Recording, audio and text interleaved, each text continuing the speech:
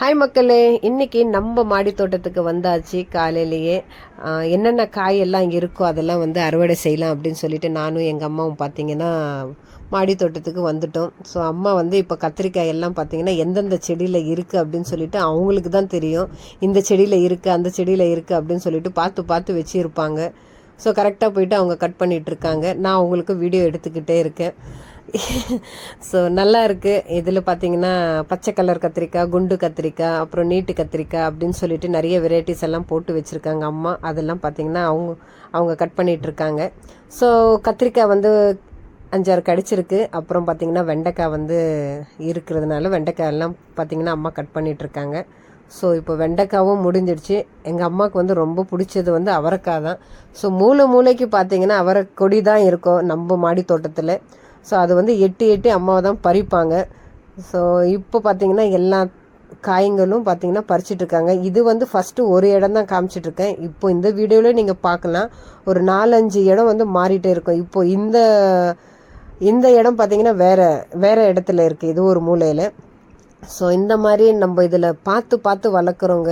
ஏன்னா இப்போ கிளைமேட்டும் சென்னையில் வந்து வானம் மூடிக்கிட்டே இருக்கிறதுனால பூச்சிங்க வர ஆரம்பிக்குது. அது வந்து அம்மா என்ன பண்ணுவாங்கன்னா சாம்பல் எல்லாம் தூவி விடுவாங்க. அப்புறம் இந்த மோர் இருக்குல்ல, நல்லா புளிச்ச மோர், அது வந்து தண்ணி அதில் கலந்து அப்புறம் ஸ்ப்ரே மாதிரி பண்ணி விடுவாங்க. அப்போ தான் நம்ம செடியை வந்து பூச்சி பிடிக்காத அளவுக்கு செடி வாடாமல் இருக்கும். அப்புறம் பார்த்திங்கன்னா சீக்கிரமாக சாவாது செடி. ஸோ நம்ம அந்த அளவுக்கு இதுக்கு உரமோ அதே மாதிரி மெயின்டைன் நம்மளுக்கு பண்ணாதான் இந்த செடியிலேருந்து நம்ம காய்கறி எல்லாமே பார்த்திங்கன்னா எதிர்பார்க்கலாம். ஸோ நம்ம கொஞ்சம் கேர் பண்ணலைன்னா செடிங்க வந்து வாடிடும். அதுக்கப்புறம் பார்த்திங்கன்னா வேர் செத்துருச்சுன்னா அப்புறம் யூஸே இல்லை. எவ்வளோ பெரிய கொடி வந்தால் கூட சொல்கிறேன். ஸோ அந்த மாதிரி மெயின்டைன் பண்ணிக்கிட்டு வந்தால் தாங்க இந்த செடிங்க, இல்லாட்டி நம்மளுக்கு காயெல்லாம் கிடைக்காது. ஸோ அம்மா பார்த்தீங்கன்னா இந்த வெஜிடபிள்ஸ் எல்லாம் நம்ம காய்கறி எல்லாம் உரம் இருக்கும் இல்லையா, அதெல்லாம் பார்த்தீங்கன்னா ஒரு பேரலில் போட்டு வச்சுட்டு அது வந்து நல்லா அந்த உரம் தான், காய்கறி உரம் தான், எல்லாமே வேஸ்ட் பண்ணாது அதுவே எடுத்து எங்கள் அம்மா செடிங்களுக்கு போடுவாங்க. இப்போ பார்த்தீங்கன்னா பச்சை மிளகா செடி, இதில் இவ்வளோ பச்சை மிளகாவும் காய்ச்சிருக்கு. ஸோ அதுவும் பார்த்தீங்கன்னா அம்மா அறுவடை செஞ்சிட்ருக்காங்க.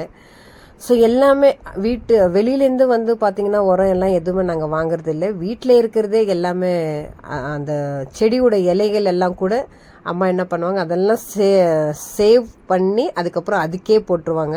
ஸோ ஃபைனலாக நம்ம காய்கறி எல்லாம் முடிஞ்சாச்சு. இப்போ இந்த பழங்கள் இருக்கிறதுனால ஆரஞ்சு பழங்கள் இது வந்து அறுவடை செய்யலாம் அப்படின்னு சொல்லிட்டு பாருங்கள் எவ்வளோ அழகான ஆரஞ்சுங்க கிடச்சிருக்கு. வாரத்தில் ஒரு 2 பழம் இல்லை 3 பழமாவது பழுத்துறவங்க இது. அது போய் நம்ம பறிச்சிட்டே இருந்தாலும் இன்னும் நிறைய பிஞ்சுக்கள் காய்கள் அந்த செடியில் இருக்குது பாருங்கள். ஸோ இதெல்லாம் வந்து அம்மா பறிச்சாச்சு. இது உரிமா அப்படின்னு சொல்லிட்டு நான் சொன்னேன். அப்புறம் ஒரு பழம் பார்த்தீங்கன்னா உரிக்கிறாங்க. அது உரிக்கும் போது பார்த்தீங்கன்னா நாக்கெல்லாம் ஊறுது. ஸோ நல்லா இருந்ததுங்க. ஸோ நம்மளுக்கு காய்கறியிலேருந்து இந்த பழமும் கிடைச்சிடுச்சு. ஸோ இதே மாதிரி இயற்கையான விஷயங்கள் உங்களுக்குமே ரொம்ப பிடிக்கும் அப்படின்னா மறக்காமல் என்னோட சேனலுக்கு சப்போர்ட் பண்ணுங்கள், சப்ஸ்கிரைப் பண்ணுங்கள். பாருங்கள் இவ்வளோ காய் கிடைச்சிருக்கு. So thank you.